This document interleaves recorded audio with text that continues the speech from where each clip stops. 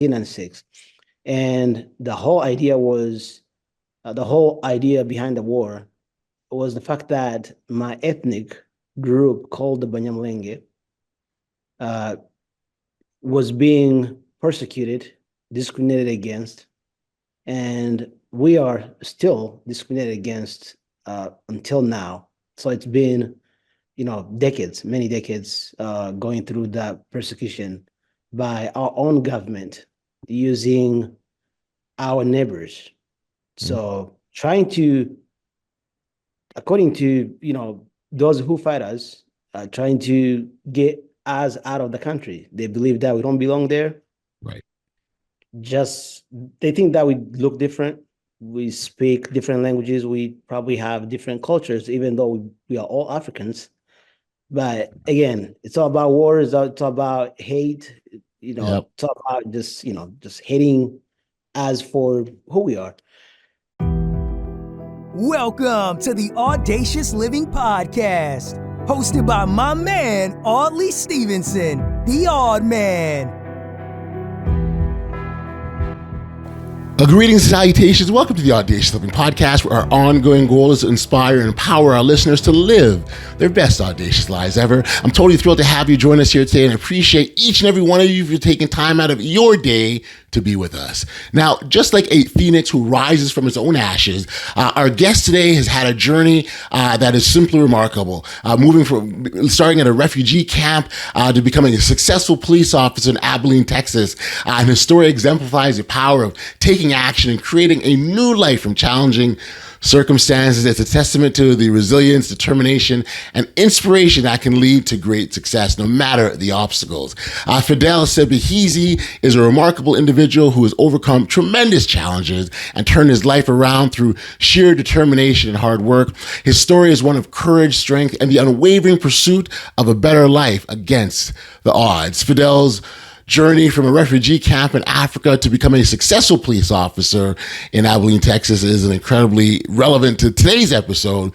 It's a story of resilience, transformation, and a series of a powerful example of how taking action and creating a new life can lead to incredible opportunities and success. So now that we've got you all set, let's turn our attention to Fidele. Enjoy.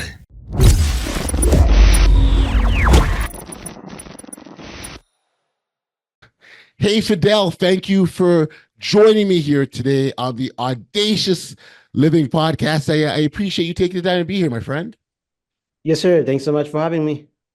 That's fantastic. I've continued. We talk a lot on this podcast about the that journey, that audacious life that we all take, and we're destined to take. Um, Mhm. one of the repeated themes, the message that we continually bring up here is the fact that, the journey that we take, they're very individualized. So the path that you take for yourself is going to be very different than the one I take, or Sally, or Rob, or John, or anyone else takes for that matter. The key, though, it's really important, is if there's a similarity in our journeys, the similar is the fact that when we go on our path, we're more than likely to get obstacles and challenges and roadblocks, right? All of Yes. us need to continue, right? As difficult as it might be, as challenging might to be able to overcome, it's incumbent on us to sort of get past that obstacle in front of us, because on the other side is sort of where our greatness lies.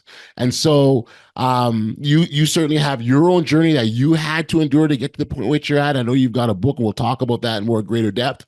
But perhaps as a starting point, I can get you to fill our audience in a little bit about you, your background, and what got you to the point that you're at now. Yes, sir. Again, thanks so much for having me on your program. My name is Fidele Sebahizi. I was born and raised in a small, poor village in the Democratic Republic of the Congo, in Africa, of course. So when I was at the age of 12, that's when we were forced to move from my village to another city, or to a city, because of course my place was a village, a poor village with no running water, with no electricity, with no uh, technology, nothing. So in 1996, that's when we were forced to move. And when I say we, I mean my family. Uh, and that's when the first Congo War started in 1996. And the whole idea behind the war was the fact that my ethnic group called the Banyamulenge uh, was being persecuted, discriminated against, and we are still discriminated against until now. So it's been, decades, many decades, going through that persecution by our own government using our neighbors. Mm. So trying to, according to, those who fight us, trying to get us out of the country. They believe that we don't belong there. Right. Just they think that we look different. We speak different languages. We probably have different cultures, even though we are all Africans. But again, it's all about war. It's all about hate. Yep. It's all about just hating us for who we are. Fidel, So how old are you at this time? How old are you at this time? right now I'm 42. No, I mean at that time. At that time, Oh, back then. I was 12. I was 12 Wow. when my family moved, or was forced to move, Hmm. to leave our village to a city called Uvira. Hmm. So we stayed there for 8 years in that city. I struggled in that city. We had multiple, battles, here and there. Uh, so I remember struggling going to school there. Um, I remember my dad, my parents trying to find or struggle to find $2 a month for my school. To go to school, my parents were required to pay only $2, but they struggled to find those $2. Mm. So it was a tough life. It was not easy to make it. Uh, you know, Moving forward, in 2004, we were forced again, our families, family members, different families, like hundreds or dozens of families from my ethnic group, Hmm. were forced again out of the country this time. So not all, my people were forced out of the country, just a portion of it. Yep. Like right now, we still have people back home, even though our villages have become ashes. Right now, Yes. like my village I grew up in, I was born in, the only building that we have left is the church, and it has been damaged really severely. So in 2004, we moved, we fled the country into a refugee camp, yeah, a United Nations refugee camp, this time in Burundi. It's a Hmm. neighboring country. Yep. So we stay there. So the camp had two sections. So one section, the newest section was ours. It belonged to our people, or my ethnic group people, because we had fled into that camp after. So we found another section of the camp, right? So that camp belonged to Burundian Okay. refugees returning home from other refugee camps, across Africa. So, but unfortunately, 2 months later in that refugee camp, only our section of the refugee camp was attacked, and it Okay. was burned to ashes. So we Wow. lost 166 people during two Wow. hours of attack with no resistance. We didn't have any way to resist. I mean, to resist it or to fight, for our existence. So the United Nations and the Burundian government failed us miserably because Right. Right. they didn't protect us. So And you went there for exactly just that. Like you must have, oh yeah, there must, oh yeah, there must have been a sense of relief when you got there initially because you're thinking, okay, we're safe, we're yeah. protected, Oh yeah, right? we are protected now. We are under the United Nations. Yes, Who doesn't know the United Nations? right. Just to We think only that have that it's the disappointed in a world, it's a major way. world government. It's the Yes. world government. Yep. Yep. Yep. Yeah. Only to be majorly disappointed with Oh this yes. attack. Oh Oh man. yeah. That was big time. Yes. I'm sorry to hear. Mhm. And then After 3 years, so we were moved from, the where the camp used to be. So we were moved to another camp in the middle of the country, like inside the country now. Hmm. So in 2007, I don't know who started the process of bringing us outside Africa, like taking us out of Africa into Western countries, Okay. including the United States, Canada, in Europe countries. So we found ourselves in multiple or various countries and cities throughout the world. I'm talking about survivors of that attack. I don't know who started that process again. I found myself, my family, and myself in San Diego, California in 2007. And that's where I started my American dream. Mm, Yeah. just, there must have been a relief or a sense of relief. But I'm again curious, just given the most recent attack that you went through, did you feel safe at that point? When I Came to arrived in San US. Diego, oh Yeah. yes, oh yes. I felt Okay. relieved. I was like, I hope or I think this is far enough from those who attacked us. I Okay. don't think they're gonna be on a plane one day to follow me all the way here. So I Right, was right, really, right, right, yeah, right, right, right, right, right, right, right, right. Okay, so so you and your entire family, right, have come to the United States, right? yes, You're yes, you're an immigrant, chasing, that American dream. Um, Andre. Yeah. what does life look like at that point? Chaotic because we were still traumatized by what we had gone through. So we still had to remember our people that we lost. That during that night. Uh, we I remember we stayed on phone calls with other survivors throughout the United States, Canada, Europe.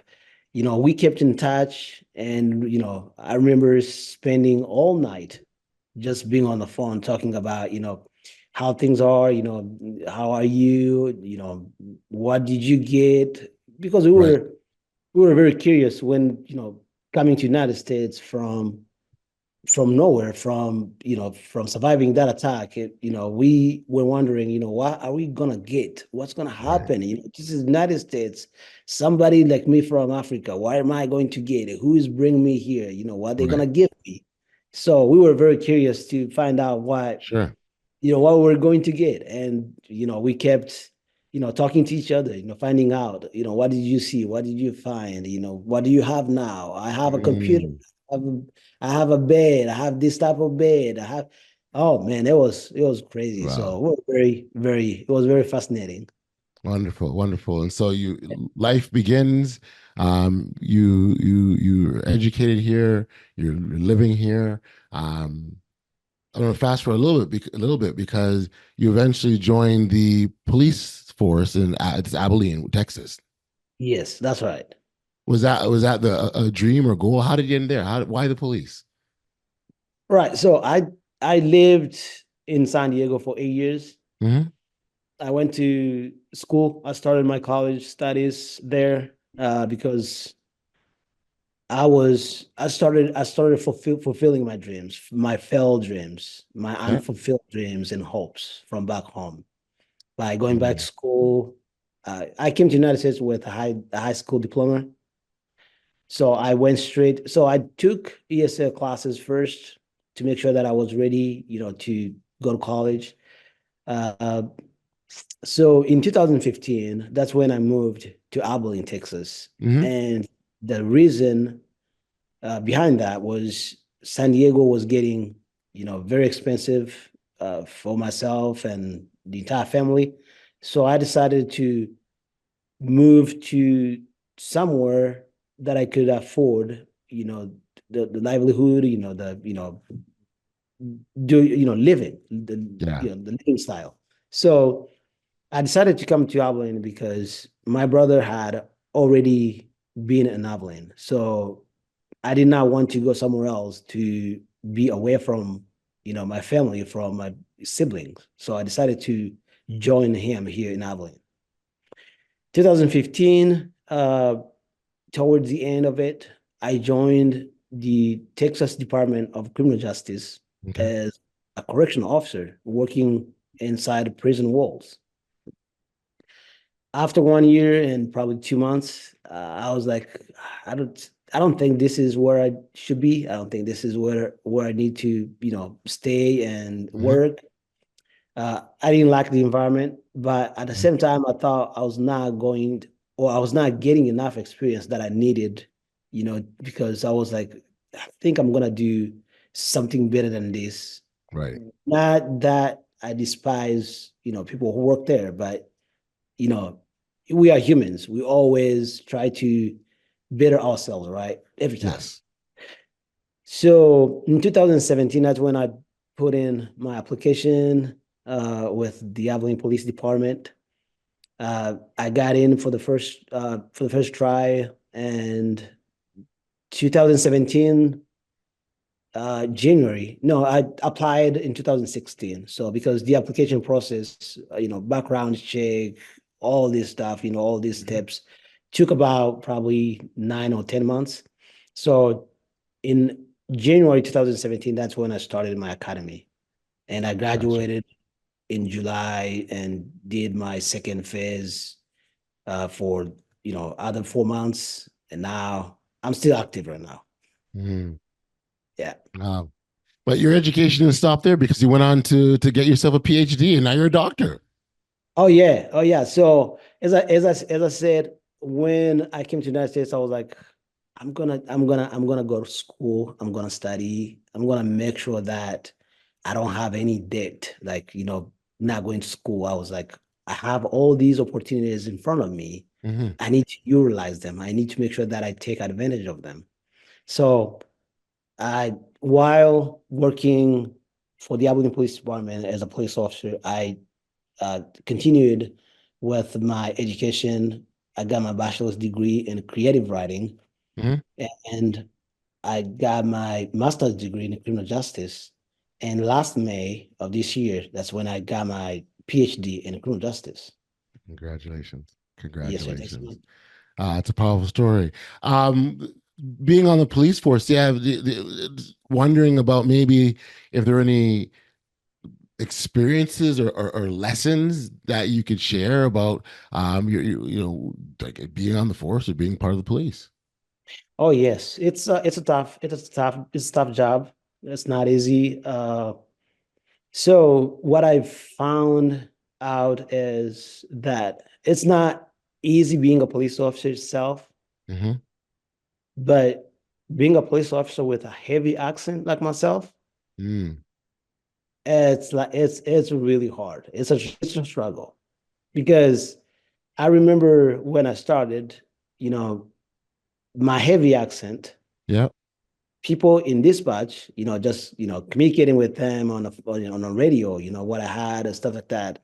They had difficulty understanding me.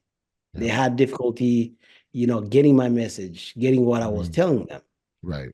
I remember one time, not one time, but on multiple occasions, I had to use the phone. I had to use the phone to call them, what I was telling them, and I Yep. had to go slowly to make sure that they got what I was, telling them. Mm. Mm. So language barrier was one thing, Yeah. and like I have an entire chapter in my book about challenges that I had patrolling Abilene streets as a police officer from outside the United Hmm. States with a Hmm. heavy accent. Right. Right. So you mentioned the book. Let's talk about creating a life from the ashes. This is your memoir essentially, and you chronicle your stories there, and really provide an image or paint a picture of what your experiences were. And I guess certainly the idea of uh, essentially coming from nothing, right? And again, that's what the title is: Yeah, building a life from creating a life of ashes. I think what I really appreciate about even the title itself is the create. That's such a powerful word, right? And in your case, you come from nothing. I wonder if you sort of talk about why you went with that title.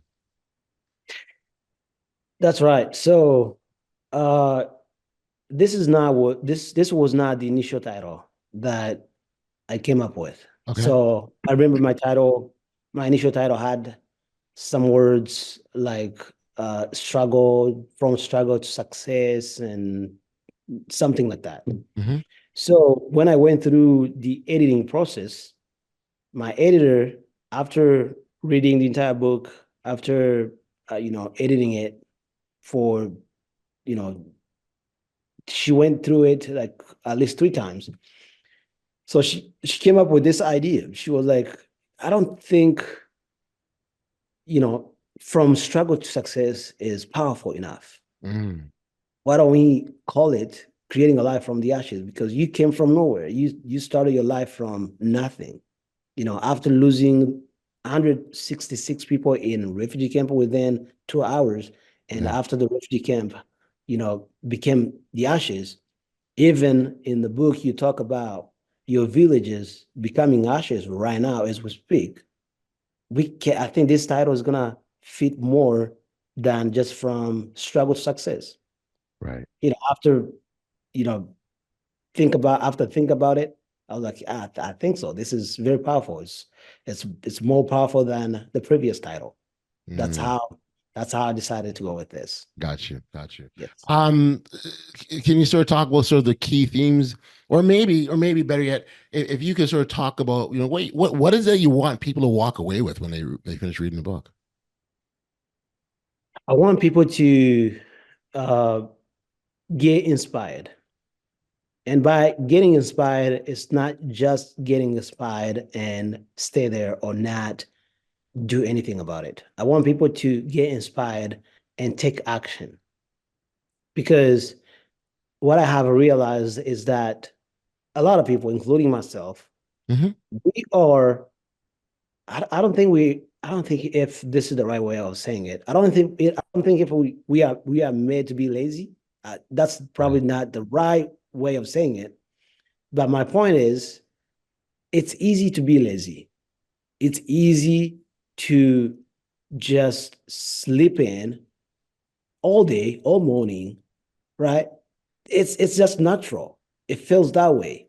So what I want people to do, what I want my readers to do, is to get inspired by my stories. I have Mm. hundreds of stories in this book, and I want them to walk away with inspiration, and inspiration plus taking action, being determined to move on, being determined to change their lives, being determined to, Mm. it doesn't matter where anybody is in their lives. There's something better that they can do, that they can that they can accomplish. It doesn't matter how old they are. It doesn't matter if somebody is 80. My dad is 80 right now. I believe that he still has something to accomplish as long as he's not dead yet. So yes. Yeah, just the whole idea of sort of rising above, your circumstances or your Yes. situations, and creating something powerful in your life. It definitely is inspiring, and to know that you've captured your stories with the intent of inspiring others is simply a wonderful thing. So I want to thank you for doing that, Yes, sir. Fidel. I appreciate you being here and sharing your story. For listeners who wanted to connect with you, or your book for that matter, where can we send them?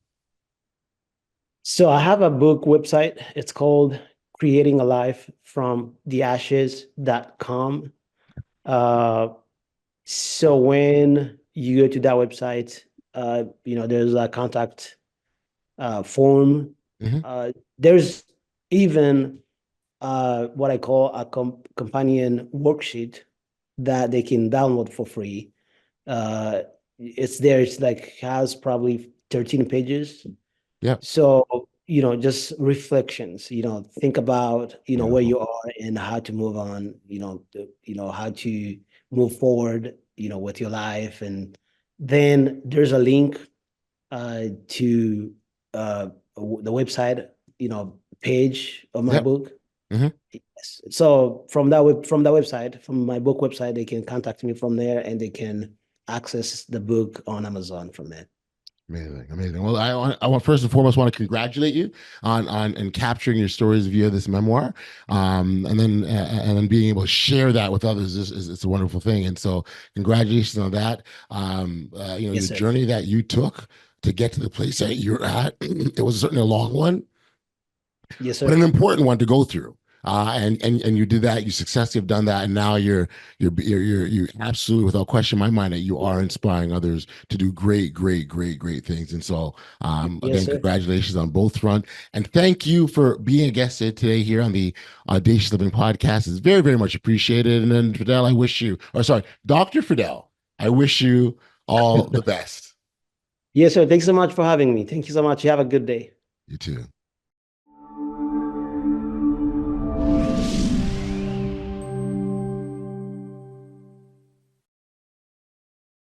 Back we are here on the podcast. In today's conversation with Fidele, we learned the importance of overcoming obstacles, taking action, and never giving up on your dreams. His story is a true inspiration, reminding all of us that determination, perseverance, with that, we can overcome any challenge and create the life we desire. To connect with Fidele directly, I'd encourage you to check out the show notes for his contact details. Additionally, you will also find information regarding his book that he talked about, Creating a Life from the Ashes. It's available on his website, and you can discover the incredible stories and lessons that he shares on his journey. Don't miss out on this opportunity to be inspired or motivated to create a positive change in your own life. I want to take this opportunity to thank you for tuning into the Audacious Living Podcast. If you enjoyed today's episode and found value in Fidele's story, please like, follow, subscribe, and share if you haven't already done so, because that's how we grow this podcast and reach even more listeners. Together, let's continue to inspire each other to live audaciously and pursue our dreams with courage and determination. Until next time, stay safe, be kind, show love to one another, and be audacious. You've been listening to the Audacious Living Podcast, hosted by Audley Stephenson. If you enjoyed what you heard, be sure to like, subscribe, and share. Until next time, be audacious.